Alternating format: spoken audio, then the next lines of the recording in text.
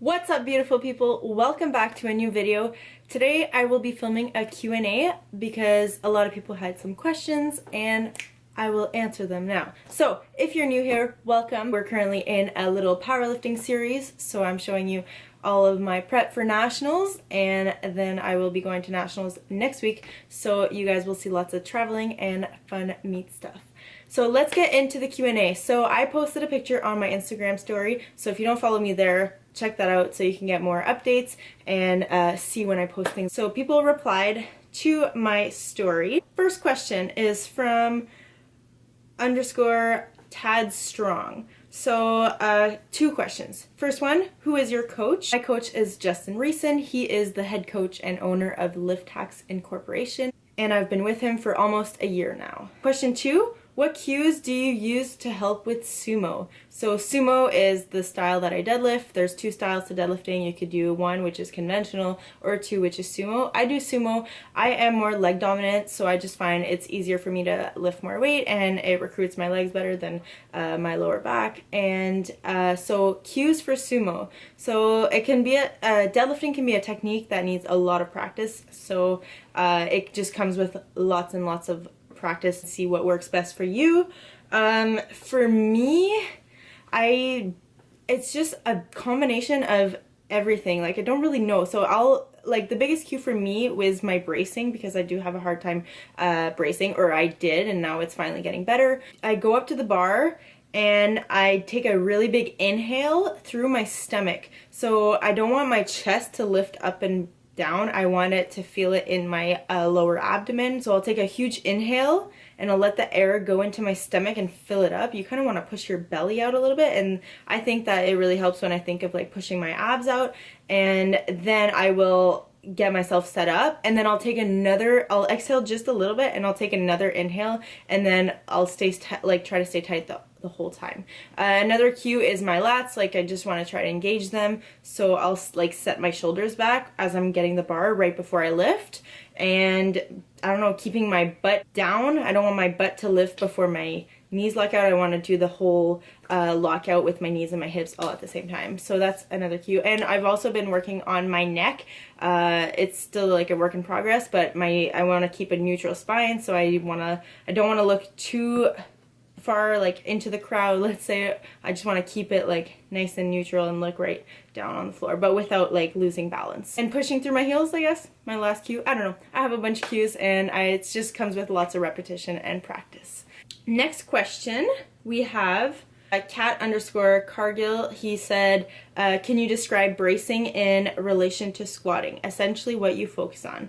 So like I just talked about, bracing is just something that I've just recently started actually doing properly. So I've heard so many different people like explain it to me differently again and again in different ways and different cues and things like that, and it's been tough, but doing it again with lots of repetition, lots of practice is something that's really helped me.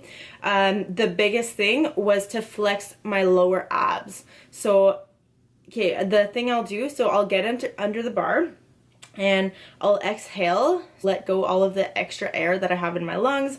So I'll exhale, and then before I even unrack the bar, I will take a huge inhale through my mouth, and I'll let the air go down to my stomach.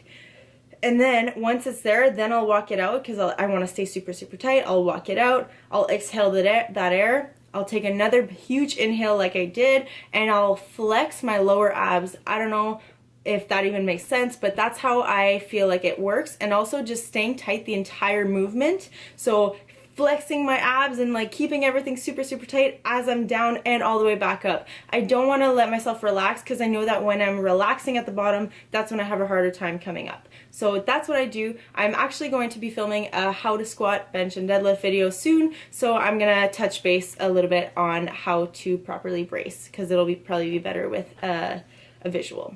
All right, next question. We got Kaya.Keltianen. She said, what is your favorite gym activity? So I think my favorite out of the squat, bench, and deadlift, I think I would say the squat is my favorite, just because it's also like I find the most challenging. It has a lot of mental cues for me, because squat can be pretty hard and exhausting, but it's just it's my favorite because it pushes me to be stronger, it pushes me to try harder, and it pushes me to really focus and give it my all the time. I know that when I'm not focused and I'm not thinking of every little thing, that's when the squats don't feel good, and that's what pushes me to actually work harder. So it's something that's super hard, but it is my favorite. But I do love all 3 lifts. I'm a powerlifter, I have to do all 3, and I love all 3. So, but out of those 3 would be the squat.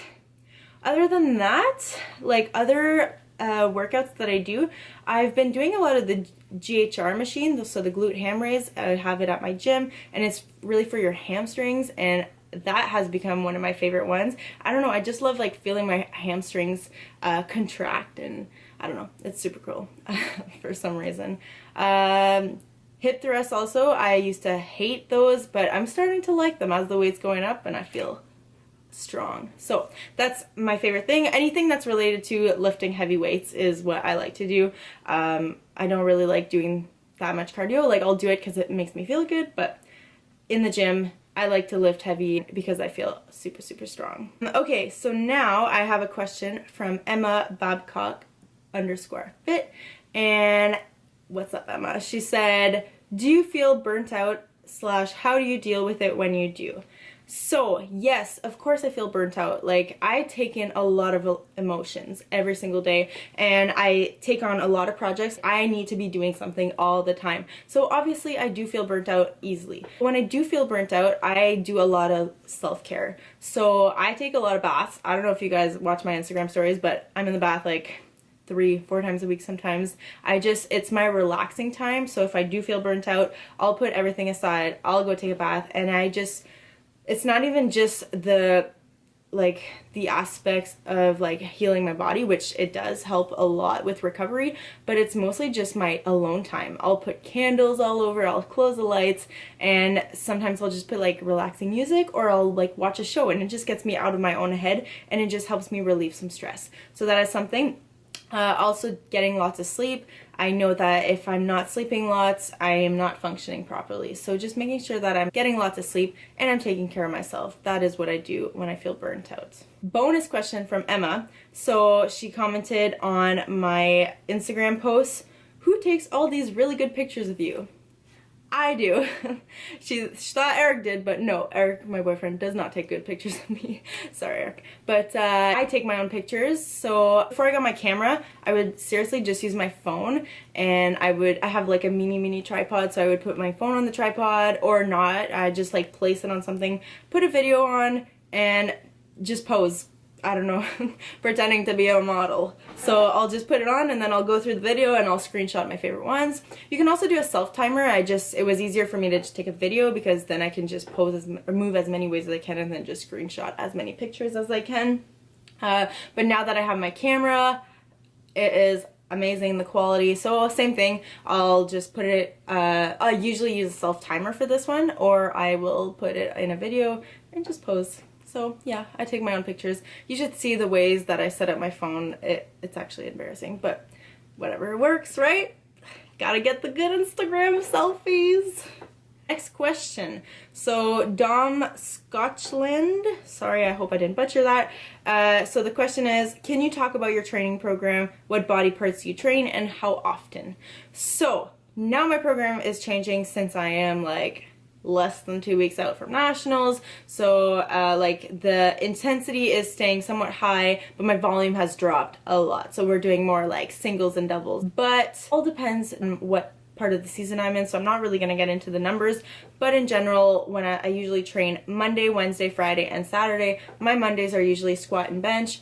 Wednesdays are usually bench and deadlift. Fridays are usually squat and deadlifts, and then Saturdays are bench and upper body focused. So obviously I do the main lifts for all those days, and then I do have some accessory workouts afterwards. It'll just depend on the workload, like how much accessory I do get. But on like Mondays, I'll do like upper body and lower body accessories. So it just all depends. My Saturdays are like upper body focused only usually, because it's like a bench day. And then like my Fridays are, since it's squats and deadlifts, it's usually just a lower body accessory focused. But the rest, like the Monday and the Wednesday, they vary. So, and my accessories vary too from what training programs, like I'm not always doing the same exercises or the same like weight and stuff, like it always changes. So that's what I'm doing. If you want an example of that, go into my typical powerlifting workout video and you'll see like a few examples of accessory workouts that I do. Next question, Sarah Leahy said, what are your goals for nationals for all 3 lifts? So my goal for nationals is winning. I'm gonna put it out there, I want to win, and I know I have really good competition, but my goal is to win. So whatever amount of weight that I lift that will help me win, that's what I want to lift. Next question, Jen_2292 said, what does your pre-workout at the gym consist of? I don't know if you're talking about food or beverages like pre-workout drinks, but I will talk about both. So before I work out, I'll like eat at least an hour before I go to the gym, and that meal will usually consist of high carbs, moderate protein, and lower fat. And it'll just be something that will just really fuel me for my lift. For beverages, I don't take any pre-workouts like supplements because I do compete in a tested federation, and I can't trust like any of the pre-workouts because you just never know what they can put in it. They can just put some fillers and stuff like that and you have no idea, and I just wouldn't want to be at risk of not being able to compete in my federation because of something like that. So I just avoid all pre-workouts. I'll have like a coffee before I work out or a Monster. Usually if I really need energy, I'll just have a Monster. So that's what I do. And I'll also eat some candies at the gym if I have a big lift or something like that, just to get myself some more intra-workout carbs and some sugar. Last question from Ashley Poulet. What are your macros? How many carbs, protein, and fats do you eat every day? Also, what is your total calorie count? I knew I was gonna get this question. So if you didn't see one of my first video vlogs that I did, I track my macros, but I do not share my macros with other people. The reason for this is because my macros are set for myself and for what my personal goals are, my weight, my height, and all the rest of my personal information. My macros will not work on someone else because it's so individualized. So I don't share my macros just because I don't want people copying what I'm eating, because chances are it won't help at all. It could honestly maybe make things worse depending on all your information. Like, it's just, macros are so individually based that you can't just take someone else's macros and expect them to work for you. It's like any meal plan. Like, you can't just take a cookie cutter meal plan and expect it to work miracles for you. Like, it doesn't work that way.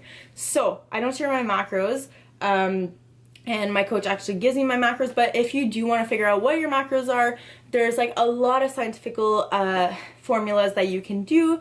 Easiest way, if you really want, you could just go on like an online calculator, find tons of them online, and you just put in your information, and then that gives you some starting macros. So that doesn't mean those macros are going to work for you, but you can try, like, that's just a place to start, you know, and then you can do adjustments from there and like add calories or take away calories as you go on to see if you're achieving your goal.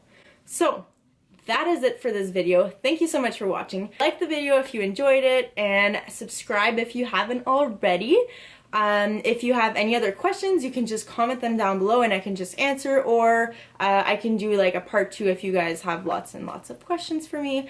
I'm open to answering anything, so just let me know. That's it for now, and thanks for watching. Have a great day.